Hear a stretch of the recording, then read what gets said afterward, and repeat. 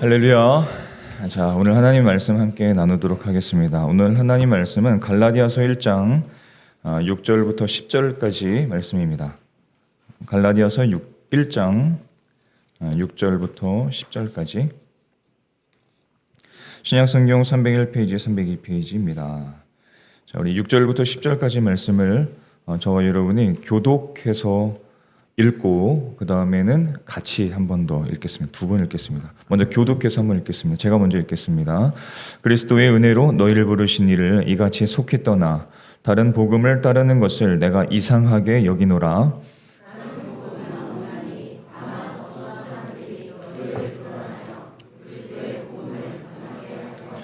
그러나 우리나 혹은 하늘로부터 온 천사라도 우리가 너희에게 전한 복음 외에 다른 복음을 전하면 저주를 받을지어다.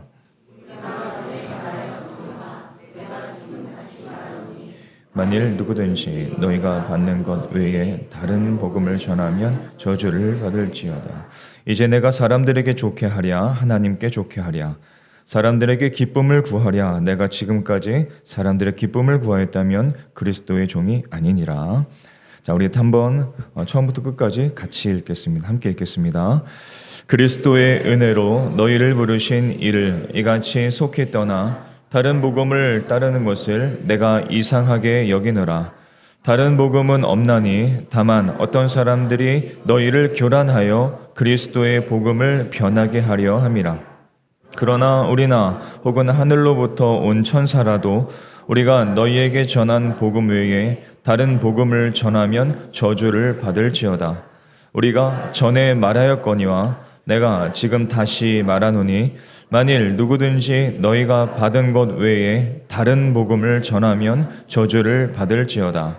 이제 내가 사람들에게 좋게 하랴 하나님께 좋게 하랴 사람들에게 기쁨을 구하랴 내가 지금까지 사람들의 기쁨을 구하였다면 그리스도의 종이 아니니라.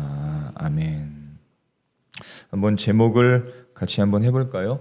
인생의 유일한 복음. 폭염 가운데 잘 지내오셨는지 모르겠습니다. 폭염이 두려우신지요? 저는 폭염 가운데 두 가지를 많이 느꼈는데 하나는 폭염과 같은 그 광야가 기억이 났습니다. 구약에 폭염이 내리쬐는 그 광야에서 이스라엘 백성들을 이끌어 주시고 사랑하시고 인도하신 그 하나님의 사랑이 기억이 났습니다. 그래서 폭염이 그렇게 폭염 같지는 않았습니다. 폭염 가운데 하나님의 사랑을 느끼고 하나님께서 우리를 지켜주신다는 것을 느끼면 훨씬 더 낫지 않을까요?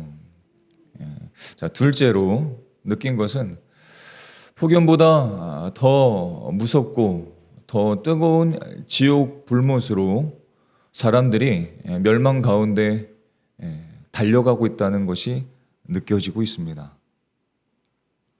폭염 참 뜨겁죠. 근데 지옥 불못은 이런 폭염과는 비교할 수 없는 것임을 우리는 성경을 통해서 많이 확인할 수 있습니다. 세상에는 복음처럼 들리는 좋은 소식으로 들리는 것처럼 우리에게 들려지는 것들이 굉장히 많이 있습니다. 그래서 이것을 통하면 행복하고 구원을 얻고 즐거운 기쁜 삶을 살 수 있다. 그런 소식들이 이 세상에 참 많아요. 하지만 인생의 유일한 좋은 소식은 예수 그리스도 한 분뿐이십니다. 지난주 나는 요한복음 8장 32절 말씀을 기억하시죠? 우리 32절 말씀을 한번 같이 읽겠습니다. 시작. 진리를 알지니 진리가 너희를 자유롭게 하리라. 아멘. 따라서 우리는 진리인 복음, 그 복음에 대해서 분명히 알아야 됩니다. 대충 아시면 안 됩니다. 그냥 넘겨짚어서 성경을 보시면 안 됩니다. 진리가 분명히 무엇인지를 우리는 분명하게 알아야 됩니다. 오늘 설교는 아마도 두 가지 때문에 시작되었던 것 같습니다. 하나는 폭염 때문이고 둘째는 이 갈라디아서 말씀을 묵상하운데 생각난 수년 전에 성경 공부 시간에 나누었던 어떤 한 질문이 기억이 났어요. 아주 중요한 질문이었습니다. 그래서 아주 중요한 질문이었기 때문에 저는 그 성경 공부 시간을 잠깐 멈추고 오늘 본문을 펴서 함께 말씀을 읽고 나누면서 그 시간을 보냈던 것이 기억이 났어요. 왜냐하면 당장 그 성경 공부도 참 중요했지만 그것보다 복음에 대한 확실한 이해와 그런 확신이 없이 신앙생활을 하는 분들이 너무나 많았기 때문에 그렇습니다. 그 질문은 이것이었습니다. 한 분의 질문이었는데, 목사님, 제 친한 친구가 최근에 세상을 떠났습니다. 그런데 그는 훌륭한 사람이었고요, 좋은 친구였습니다. 그리고 많은 학생들의 멘토였고, 그 사람은 독실한 카톨릭 신자였습니다.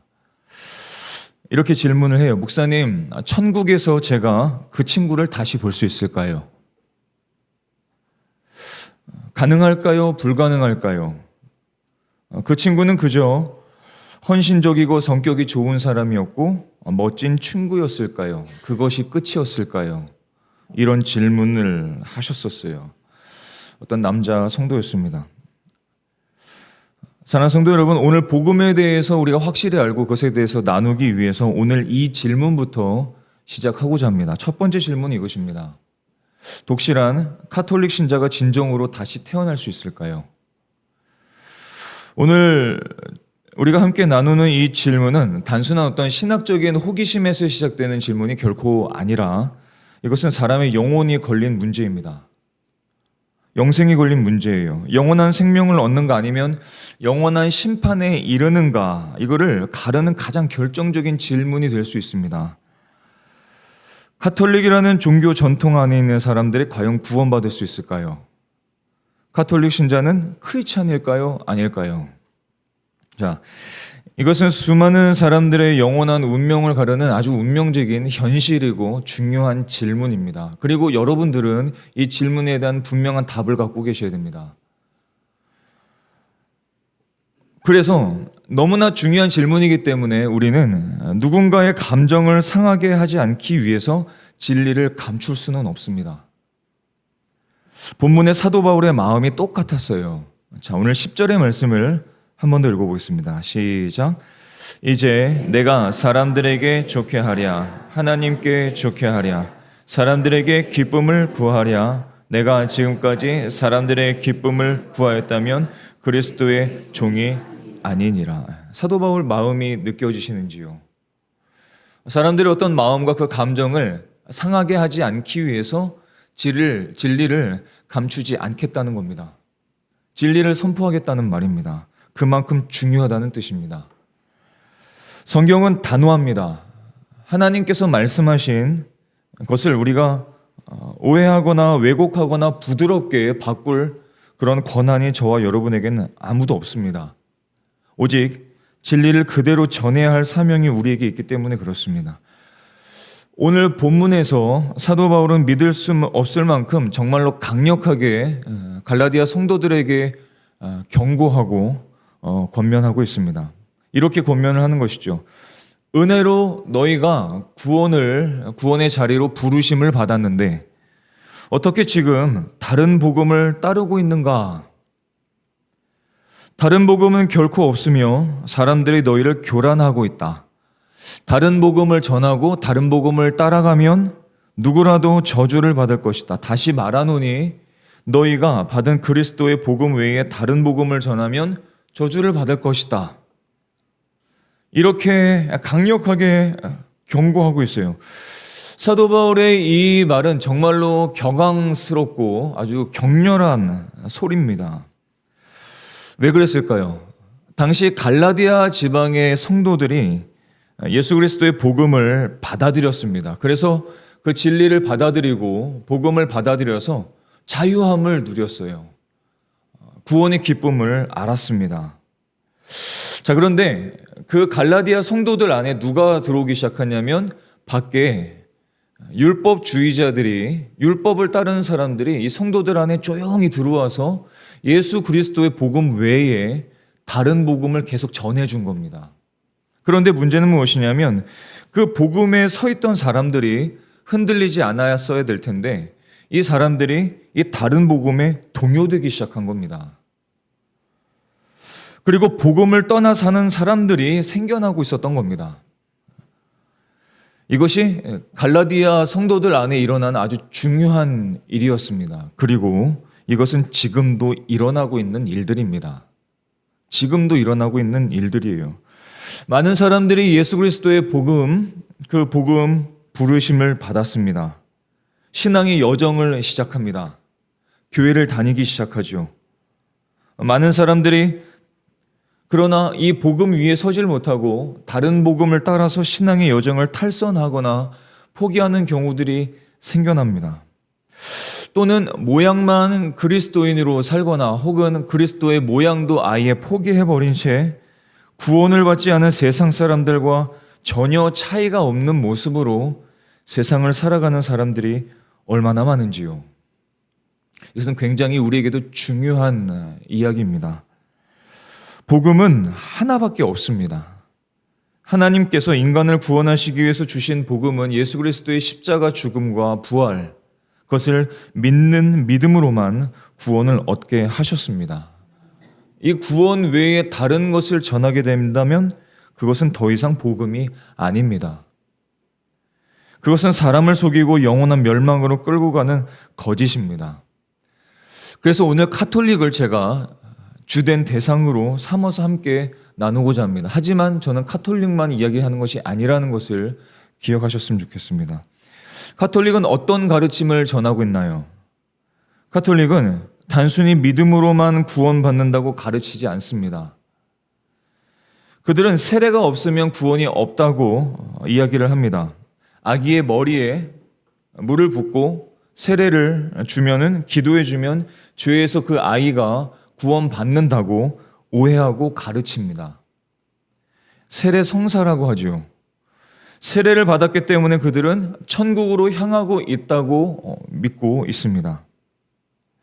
뿐만 아니라 사제에게 하는 고해 성사를 통해서 죄를 사함받는다, 이렇게 가르치고 있습니다. 그리고 미사를 드릴 때 미사에서 축성된 빵, 성체라고 말하죠. 이 성체를 받아야 구원의 은혜가 지속된다라고 가르치고 있습니다.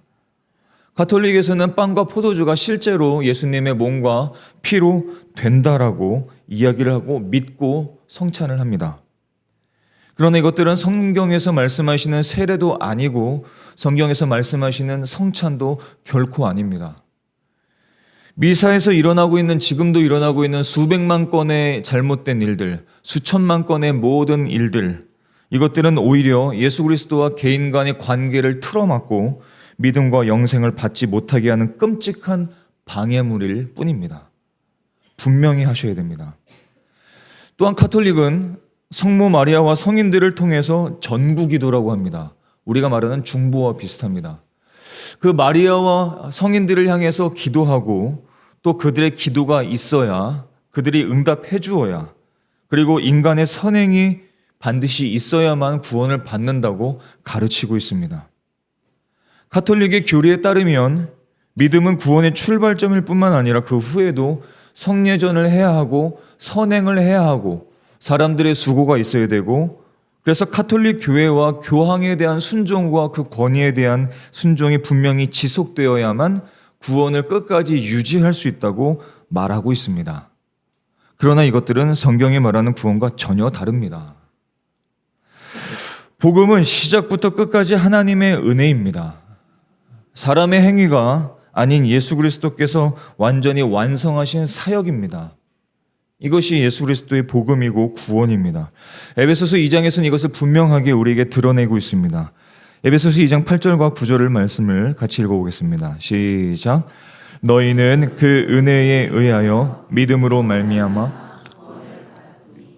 것은 너희에게서 난 것이 아니요 하나님의 선물이라. 행위에서 난 것이 아니니 이는 누구든지 자랑하지 못하게 함이라. 이 말씀은 너무나도 명확합니다. 흔들림이 없죠. 애매한 것이 없습니다. 너무나 분명합니다. 예수 그리스도 외에 다른 것을 더한다고 해서 인간에게 구원이 주어지는 것도 아니고, 인간에게 주어지는 참 자유와 기쁨과 평안이 주어지는 것이 결코 아니라는 것입니다. 모든 것이 하나님의 은혜라는 것입니다. 구원은 전적으로 하나님의 은혜이고 그 은혜는 믿음을 통해서만 우리에게 주어지는 하나님의 선물입니다.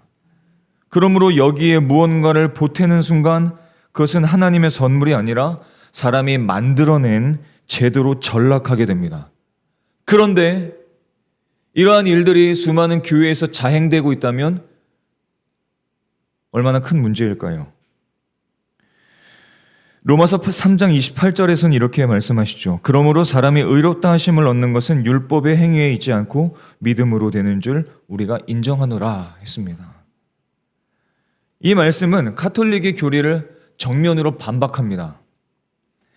가톨릭은 율법의 행위, 성례전 혹은 선행, 사람들의 구제 이런 것들을 통해서 의롭게 된다. 사람이 의롭게 될 수 있다라고 주장합니다.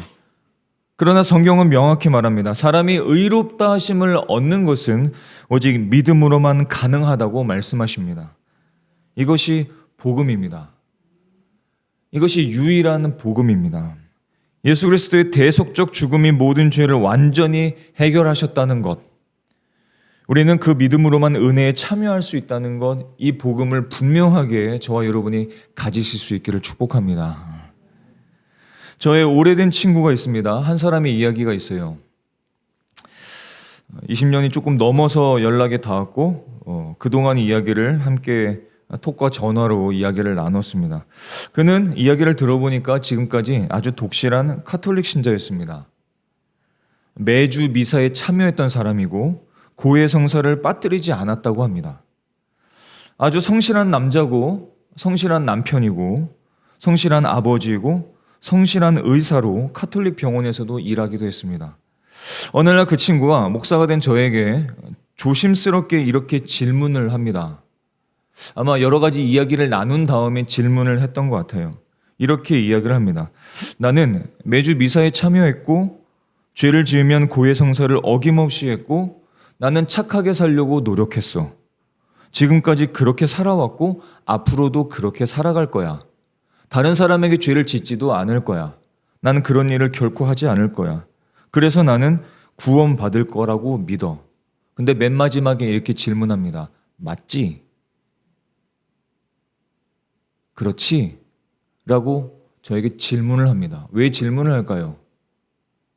확신이 없던 겁니다. 확신이 없던 거예요.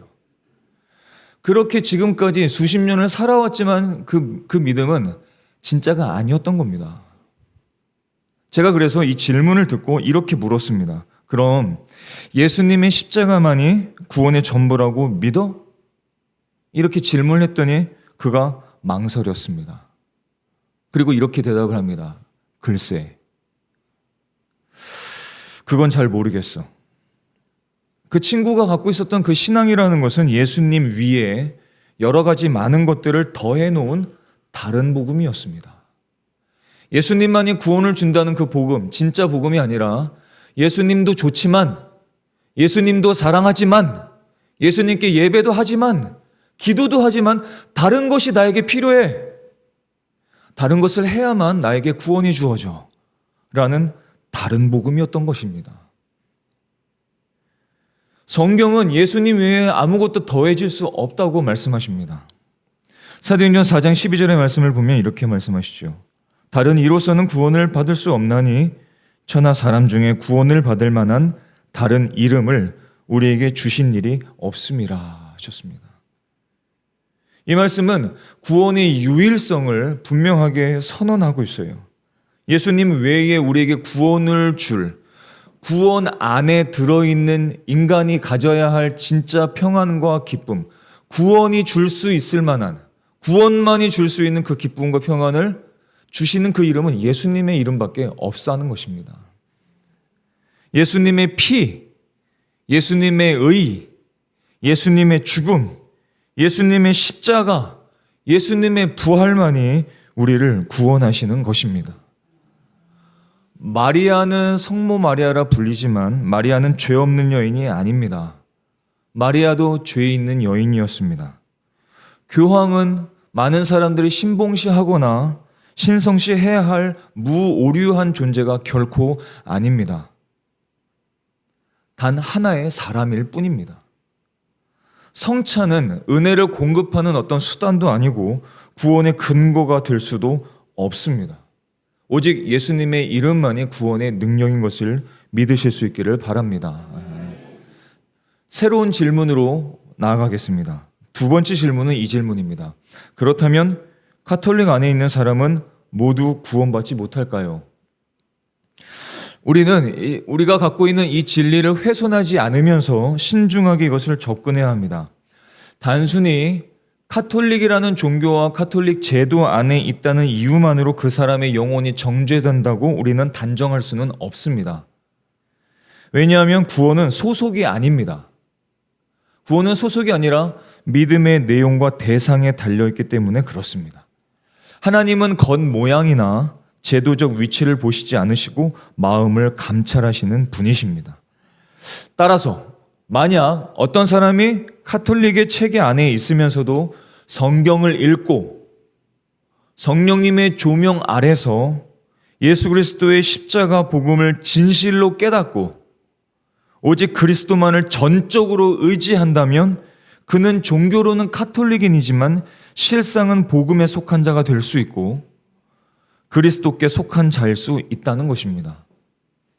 그는 카톨릭 교회의 전통이나 성례전을 통한 구원을 전혀 의지하지 않고 하나님의 은혜와 예수님의 공로를 붙들고 있기 때문에 구원받은 사람이라고 할 수 있습니다. 하지만 중요한 것은 카톨릭의 공식 교리는 복음을 왜곡하고 있습니다. 저들은 교황과 성경의 권위를 동일시하고 예수 그리스도 외에 마리아와 성인들에게 기도하며 선행을 강조하고 구원의 수단으로 제시하고 있습니다. 이것은 다른 복음입니다. 그래서 오늘 갈라디아서에서는 분명하게 말씀하십니다. 우리가 너희에게 전한 복음 외에 예수님의 이름 외에 다른 복음을 전하면 저주를 받을 것이라 라고 말씀하세요. 복음은 은혜와 믿음만으로 충분한 것이라는 사실을 기억하실 수 있기를 축복합니다.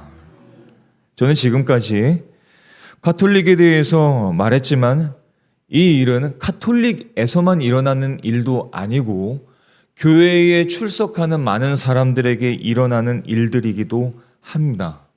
그것이 우리에게 중요합니다. 왜냐? 교회 다니는 수많은 사람들이 예수님을 좋아하고 예수님을 사랑합니다. 예수님의 십자가도 믿습니다. 구원도 좋아합니다. 하지만 다른 것을 또한 좋아합니다. 다른 것이 필요하다 여겨지고 있습니다. 다른 것이 구원의 수단으로 여겨진다고 생각하고 있습니다. 예수님도 믿어야 하지만 나에게는 세상이 말하는 운도 필요하다고 생각합니다. 운이 좀 좋아야지, 세상에서 좀 잘 풀려야지 라고 생각합니다. 그러나 그것은 다른 복음입니다. 예수님만이 우리의 복음의 근거가 되시고 예수님만이 우리의 피난처가 되시고 예수님만이 우리가 살아갈 수 있는 능력이 되시는 것입니다.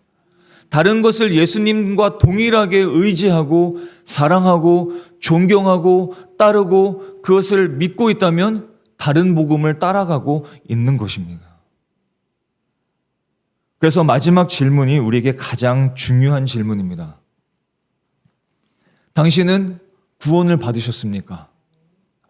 당신은 정말로 복음만을 믿고 살아가고 계십니까? 당신은 저와 여러분은 예수님만을 의지하고 살아가고 계십니까? 아니면 다른 것도 함께 의지하고 운도 중요하다고 잘 풀리는 것도 중요하다고 생각하고 계십니까? 오늘 7월 27일 이 11시 예배 때 이것은 분명히 하시고 돌아가셔야 됩니다. 예배 때 이것을 대충 하고 넘어가시면 안 됩니다. 이것은 우리의 모든 영혼에 관련된 아주 중요한 질문입니다. 지금까지 안 그러셨어도 괜찮습니다. 오늘 이 자리에서 예수님만을 의지하겠노라고 믿고 의지하시면 되는 것입니다.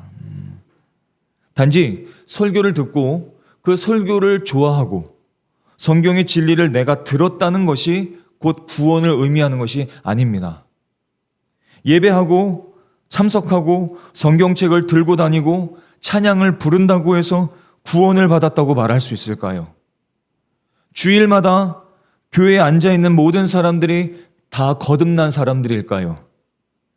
카톨릭을 비판하고 세상의 많은 다른 우상들을 비판하면서 정작 내 죄에 대해서는 전혀 회개하지 않고 예수님을 전적으로 신뢰하지 않는다면 무슨 차이가 있을까요? 복음은 어떤 교회를 다니느냐에 따라서 자동적으로 주어지는 것이 결코 아닙니다. 복음은 말씀을 듣는다고 해서 갑작스럽게 자동적으로 흡수되는 것도 결코 아니에요. 복음은 예수 그리스도를 믿는 자, 예수 그리스도를 자신의 전부로 믿는 사람, 예수님을 전부로 의지하고 따르는 그 사람에게만 구원의 능력이 되는 것입니다.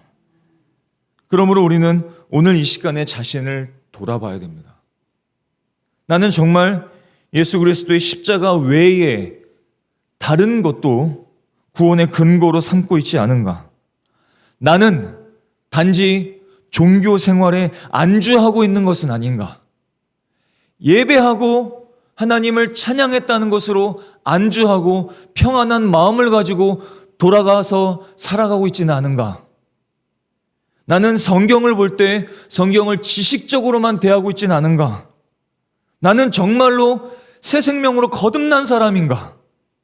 나는 그 마지막 날에 예수님의 이름을 믿고 하나님 앞에 서서 그리스도의 심판대 앞에 서서 나는 정말로 예수님만 믿고 살아왔습니다라고 말할 수 있는가? 사랑하는 성도 여러분, 저는 오늘 단순히 카톨릭에 대한 경고를 하기 위함이 아닙니다. 카톨릭뿐만 아니라 외적인 모든 종교의 행위는 결코 우리의 구원의 근거가 될 수 없습니다. 다른 것을 의지하고 있는 마음들이 있다면 돈을 의지하는 마음이나 운빨을 의지하는 마음이나 세상들이 말하는 처세술을 의지하는 마음들이 있거나 인맥을 의지하는 마음이 있거나 내가 생각하는 인기와 명예를 의지하는 마음이 있다면 오늘 이 시간 주님 앞에 다 내려놓으실 수 있기를 축복합니다. 그분을 신뢰하십시오. 오직 예수님만이 구원의 근거가 되실 수 있다는 것을 신뢰하실 수 있기를 축복합니다. 복음이 여러분들의 마음에 여러분의 심장을 움직이고 계신지요? 폭염이 아니라 어떤 상황이 온다 할지라도 예수님을 믿기 때문에 박해를 받고 고난을 받고 여러 가지 어려움을 겪는다 할지라도 예수님만이 나의 구원자이시라고 말하실 수 있으시겠습니까? 이 질문 앞에 우리는 스스로 속일 수 없습니다. 영원한 생명은 단지 교회에 출석하는 것으로 주어지지 않습니다. 예수 그리스도를 아는 자, 예수 그리스도를 믿는 자, 예수님만을 따르는 사람, 그 사람만이 구원받은 사람입니다. 우리가 다니는 교회가 어디인지가 중요한 것이 아닙니다. 우리가 얼마나 열심히 종교 생활을 하고 있는지도 결코 중요하지 않습니다. 중요한 것은 이것입니다. 나의 믿음이, 우리의 믿음이 오직 예수 그리스도께만 있는가? 예수님의 십자가 외에 다른 것도 나는 의지하고 살아가고 있지 않은가?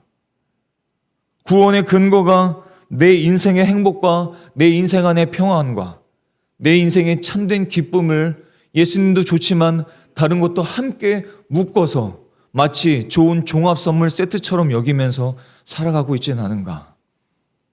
나는 의롭다고 여겨지고 살아가고 있는가?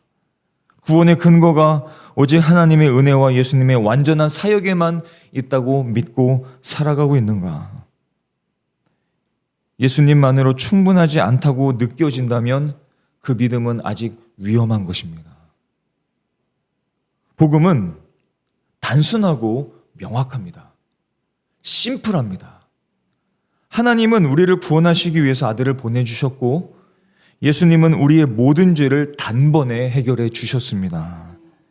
복음은 언제나 충분합니다. 중고층 세대 여러분, 여러분의 미래는 오직 예수님께 달려 있습니다. 운빨, 처세술 기대하지 마십시오. 오직 예수님 안에 참된 구원이 있고 예수님 안에 참된 평강과 기쁨이 있습니다. 예수 그리스도만이 유일한 우리의 구원의 길이고 우리의 진리고 우리의 길이라는 사실, 우리의 생명이라는 사실을 여러분이 좀 기억하실 수 있기를 축복합니다. 다른 길은 없습니다. 다른 복음은 없습니다. 다른 이름도 없습니다. 오직 예수님 안에서만 우리는 영원한 생명을 얻을 수 있습니다. 인생의 유일한 복음 예수 그리스도, 오늘 이것만큼은 확실히 하고 주님 앞에 선언하시고 선포하시고 고백하시고 돌아가실 수 있기를 축복합니다. 인생의 유일한 복음을 신뢰하며 그 복음 가운데 살아가는 저와 여러분, 우리 예나문교회 모든 성도들이 되실 수 있기를 예수님의 이름으로 축원합니다. 기도하시겠습니다.